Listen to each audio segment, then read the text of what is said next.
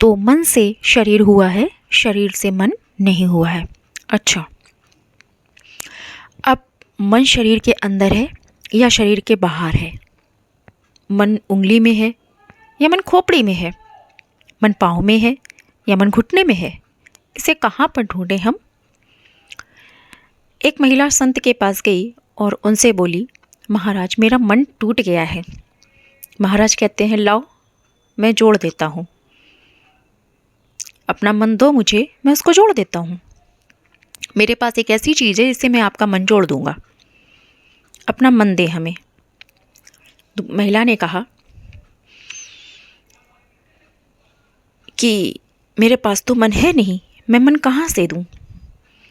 एक अन्य महिला ने महाराज से कहा, आज मेरा मन बहुत खट्टा हो गया है।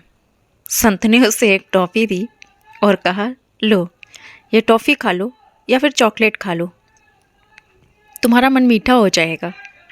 महिला बोली, मैं चॉकलेट खाऊंगी तो मुंह मीठा होगा महाराज, मेरा मन मीठा नहीं होगा, ऐसे मन मीठा नहीं होता है। संत ने कहा, जिस तरीके से मन खट्टा हुआ है उसी तरीके से मीठा कर लो। फिर तुम्हें पता है कि तुम्हारा मन खट्टा कैसे हुआ, अब तुम ही उसे मीठा कर सकती हो, मीठा कर लो। किसी ने कुछ बुरी बात बोली तो सुनकर तेरा मन खट्टा हुआ, अब मैं तुझे अच्छी बात सुना रहा हूँ तो सुनकर अपना मन मीठा कर लो। यह सुनकर वो महिला बोली, ऐसे थोड़े ही होता है, मन ऐसे मीठा हो जाता तो मैं कब का कर लेती। अभी देखो, अच्छी चीज़ सीखने में आप प्रश्न करते हैं कि ऐसे थोड़ी होता है, ये तो बहुत कठिन है, ऐसा होता तो मैं कर लेती या मैं कर लेता। पर मन को ख़राब करने में ज़रा भी देर नहीं लगती। तब आप नहीं पूछते हैं कि ऐसे मन ख़राब थोड़ी किया जाता है, ऐसे मन ख़राब नहीं करना चाहिए, आप तुरंत कर लेते हैं और कहने लगते हैं मेरा मूड ख़राब हो गया है, मेरा मन ख़राब हो गया, मुझे तो बहुत गुस्सा आ रहा है, सब कुछ मेरे विपरीत है। तो मन कहाँ है? इस शरीर में है, शरीर से बाहर है, या शरीर में स्थित किसी अंग में है? कहाँ है? आपका उत्तर होगा अंदर है। तो मैं जानना चाहूँगी कि अंदर कहाँ है, किस जगह है, आप बता सकते हैं? अगर बाहर है तो कहाँ है, बताइए भाई, कहाँ है? किसी मॉल में या किसी बड़ी जगह जहाँ आप कार पार्क करते हैं, देखते हैं कि किस जगह कार पार्क की है, उसे आप याद रख लेते हैं ताकि आप भटकते ना फिरें, दोबारा जाएं तो आपको पता मालूम होगा, आप सीधे वहीं पर जाएंगे और अपनी कार उठा लेंगे, अपनी गाड़ी उठा लेंगे, आपको दिक्कत नहीं होगी। जब वापस लौटेंगे तो ढूंढने में आसानी होती है। क्या आपको पता है कि मन कहाँ पार्क किया हुआ है, कहाँ छोड़ा है आपने उसे भी पता कीजिए, तो आपको उसे वापस वहाँ पहुँचने में और उसे ठीक करने में आसानी होगी, है कि नहीं? अगर मन शरीर में है तो किस भाग में है, कहाँ स्थित है, किस स्थान पर है, ये कहाँ से काम कर रहा है, कैसे काम कर रहा है, जानते हैं या नहीं? अभी आपका मन घूमने गया है, क्या आपने जेब खर्च के लिए उसे पैसे दिए हैं जो वो इधर उधर घूम रहा है? आपके पास है ही नहीं, कहीं और है, कहीं और ही काम कर रहा है। खैर, अगर गंभीरता से कहें तो मन शरीर के अंदर है या बाहर, ये बाद में ढूंढेंगे। पहले ये जाने कि मन है क्या, पहले पता तो चले वह है क्या, तभी तो उसे ढूंढ पाएंगे। तो मन होता है विचारों का एक समूह, और कभी आप विचारों को पकड़ नहीं सकते हैं, देख नहीं सकते हैं, कहीं स्थित नहीं कर सकते हैं, कहीं रख नहीं सकते हैं, उसे कैद नहीं कर सकते हैं। आप विचारों का संचालन करते हैं, विचार स्वयं उत्पन्न होते हैं, तो विचारों के समूह को मन कहते हैं। इसका कोई आकार प्रकार नहीं होता है, कोई रंग रूप नहीं होता है। अब विचार का कोई शरीर नहीं होता है, ये तो विचार हैं, इन्हें सिर्फ महसूस किया जा सकता है, आप सिर्फ महसूस कर सकते हैं। जैसे कि उदाहरण के रूप में फूल में खुशबू है, ठीक है, फूल का शरीर है, परंतु क्या खुशबू का शरीर है? क्या खुशबू आपको दिखाई देती है? क्या खुशबू को आप महसूस करने के अलावा छू सकते हैं, देख सकते हैं, उससे बोल सकते हैं? नहीं। हम ऐसा कह सकते हैं कि फूल की खुशबू फूल के शरीर में है। फिर भी फूल और खुशबू दोनों अलग अलग चीज़ें हैं। अगर हम एक गहरी सांस भरें और फूल की खुशबू लें तो बाकी की खुशबू फूल में ही रहती है, उसकी खुशबू ख़त्म नहीं हो जाती है। ये सारी बातें सबको पता होती हैं, लेकिन कितने बार ये बातें आपके दिमाग में, आपके मस्तिष्क में, आपके मन में आई जो मैं बोल रही हूँ।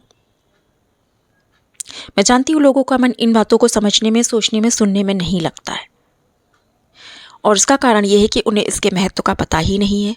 आपकी बाकी सारी चीज़ें इससे जुड़ी हुई हैं, ये बात उन्हें पता ही नहीं है। आपकी संरचना से जुड़ी हुई चीज़ें हैं, ये बात भी नहीं पता है, और ये जाननी बहुत ज़रूरी होती है। तो उस फूल को अगर 20 लोग, 100 लोग, 50 लोग, कितने भी लोग सूंघ लें, उसकी खुशबू ले लें, फिर भी उसकी खुशबू ख़त्म नहीं होती है। एक फूल के अंदर कितनी खुशबू है, कैसे नापेंगे, किस तरह तौलेंगे, वजन करेंगे, कितने माइक्रोग्राम है, कितने ग्राम है, कितने किलो है, नहीं नाप सकते, है कि नहीं?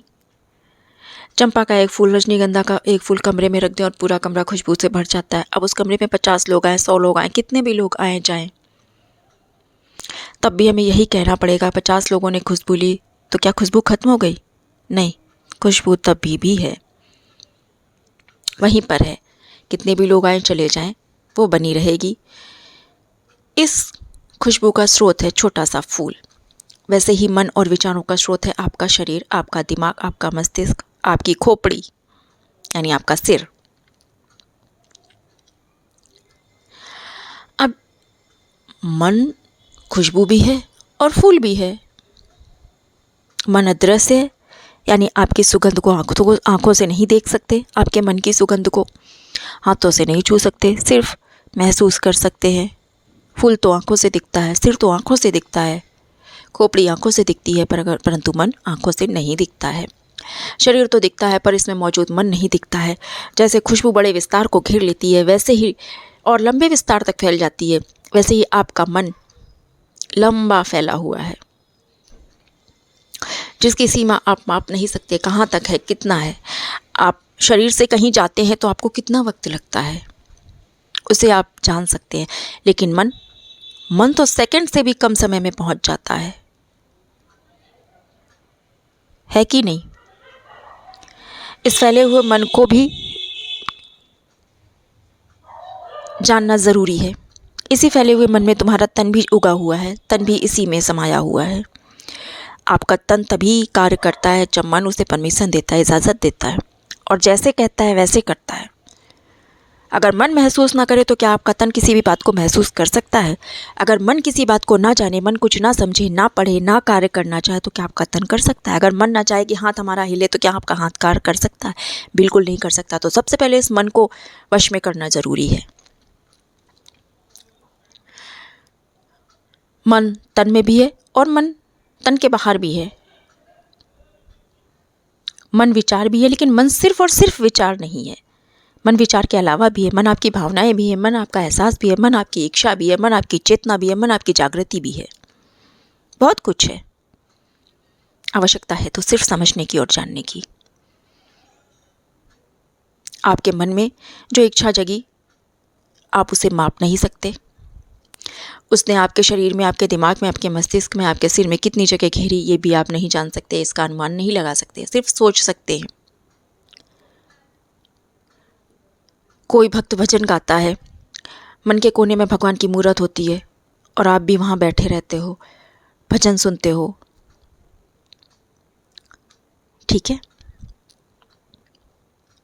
मन कहता है कोने में क्यों बिठाया, बाकी सारी दुनिया को इतनी सारी जगह दे दी और भगवान को कोने में बिठा रखा है। कहते हैं मन के किसी कोने में भगवान है। गलत।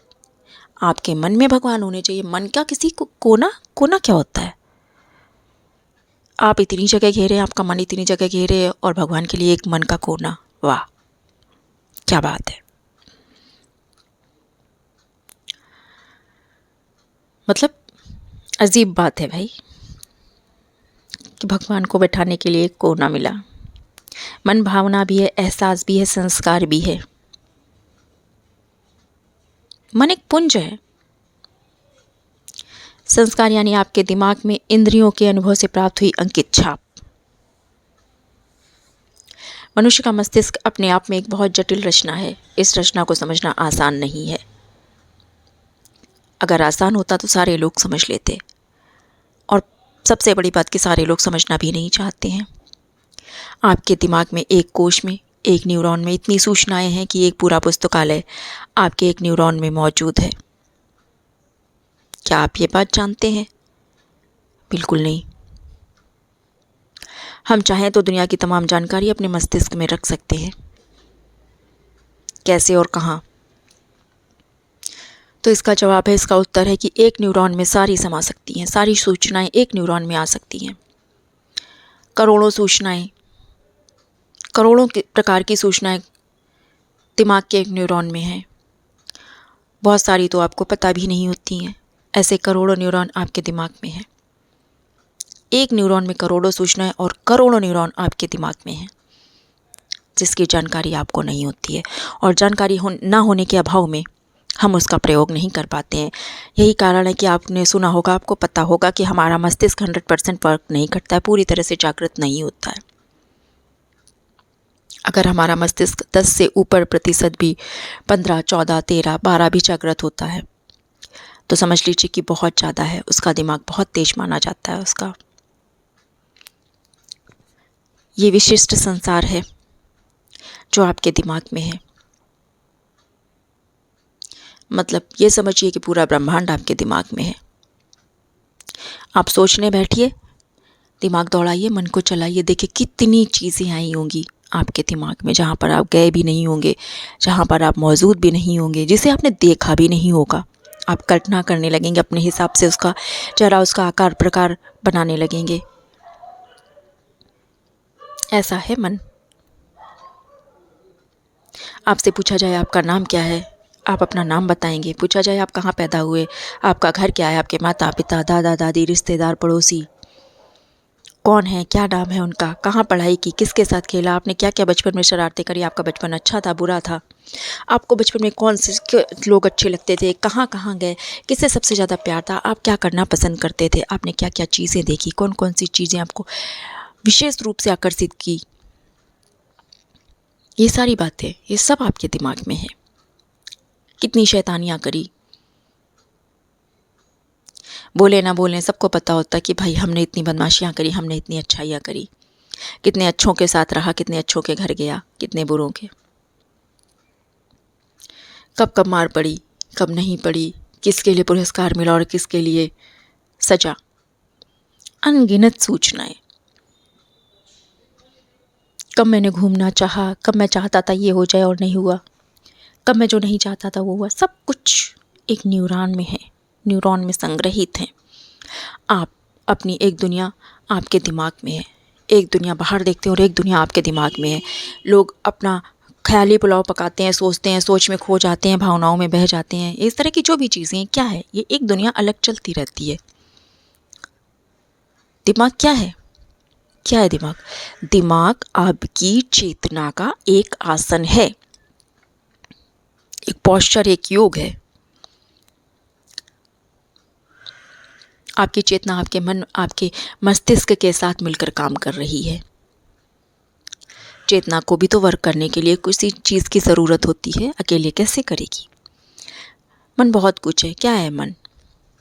जैसे आपने एक उदाहरण लिया कि आप किसी व्यक्ति से पूछते हैं आपका नाम क्या है, तो उस मन में जितनी यादें होती हैं, जितनी बातें होती हैं, जितने अनुभव होते हैं, जितने ख्याल होते हैं, वह सब मन के एक हिस्से में होते हैं, उस व्यक्ति के जिसके बारे में बात होती है।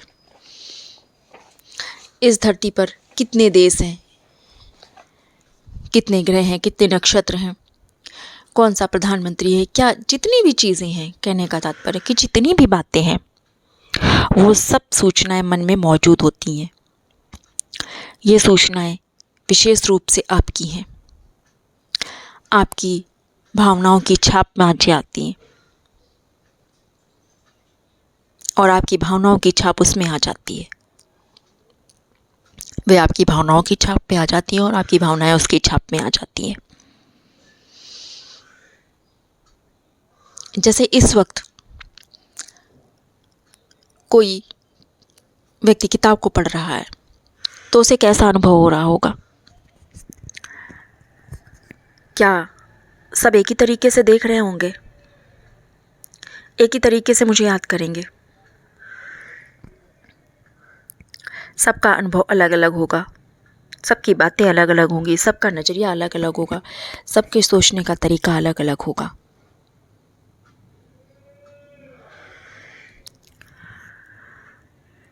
अब हर व्यक्ति का मन अलग अलग तरीके से कार्य करता है,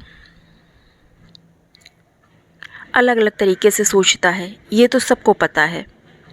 लेकिन मन को नियंत्रित करने की कला एक सी होती है। तो अलग अलग होते हुए भी लोग कार्य कर लेते हैं, लेकिन जो एक ही चीज़, एक ही बात, एक ही तरीका है, उसे कोई समझना चाहता नहीं।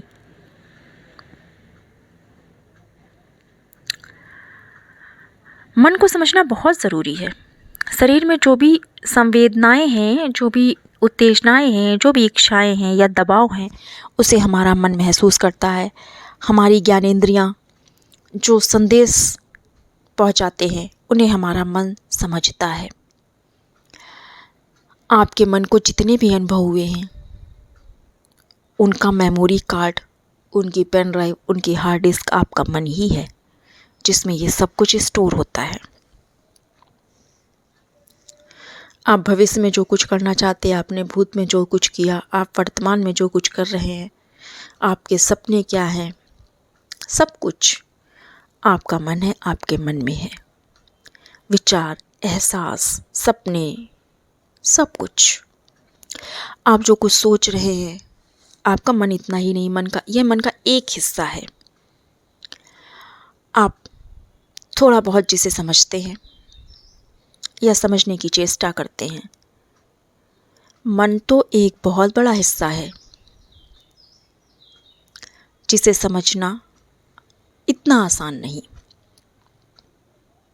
लेकिन संभव जरूर है। जिसके बारे में आप कुछ समझते नहीं, लेकिन समझ जरूर सकते हैं। ठीक है, आपको भी लगता होगा आपका मन अलग है, दूसरों का मन अलग है। यहाँ बैठे जितने भी लोग हों किसी जगह, 100, 200, 500, कितने भी जगह एक बड़ा समूह में ले लीजिए, तो सबके मन अलग अलग होंगे। परंतु वास्तव में मन 100, 200, 500, 400 प्रकार के नहीं होते हैं। मन एक ही होता है, वो कार्य अलग अलग तरीक़ों से करता है। आपका मन किसी तरीके से कार्य करता है और दूसरे का किसी तरीके से। आपके पास कोई विचार आते हैं, दूसरे के पास कोई विचार आते हैं। जैसे एक जंगल है, तो जंगल क्या है?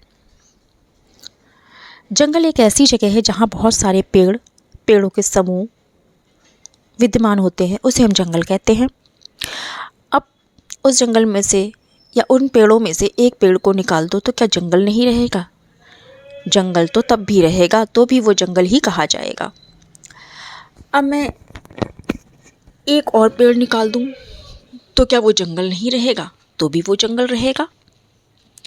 मान लें 10,000 लोग आए और एक एक पेड़ को लेते रहे, धीरे धीरे सारे पेड़ कट गए, पर एक भी पेड़ ना बचे, तो क्या वो जंगल रहेगा? जंगल यानी पेड़ों का समूह एक एक करके जंगल के अस्तित्व में, जंगल के आकार में कुछ जोड़ देता है। फिर भी जंगल के एक कोने में आग लग जाए तो जंगल के सारे पेड़ जलकर खाक हो जाते हैं। हम ये कह सकते हैं कि एक मन एक पेड़ जैसा होता है और बहुत सारे मन यानी मनों का समूह होता है। किसी हॉल के बाहर कितने मन हैं? क्या आप बता सकते हैं? पृथ्वी पर कितने मन जी रहे हैं? क्या आप बता सकते हैं? इन सभी मनों को अगर हम जोड़ते हैं तो जो बनता है उसे संसार कहते हैं। सभी मनों को जोड़कर जो बनता है उसे हम क्या कहते हैं? संसार। अर्थात इस पृथ्वी पर जितने मन जी रहे हैं। और संसार यानी पूरा विश्व। विश्व यानी पंचतत्व। पंचतत्व यानी अग्नि, पृथ्वी, जल, आकाश, वायु।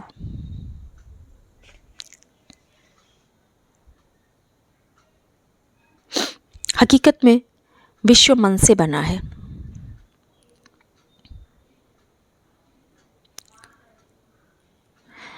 विश्व पंचतत्वों का बना है।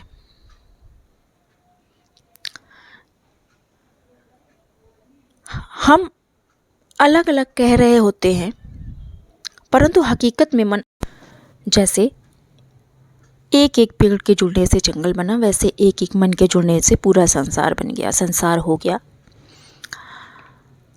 तो हम कह सकते हैं कि मन है एक संसार, या मन ही है ये संसार। और इसीलिए पिछले भाग में हमने कहा था कि आपने अपने मन को जान लिया तो इस संसार को जान लिया, मन को नहीं जान पाए तो संसार को नहीं जान पाए।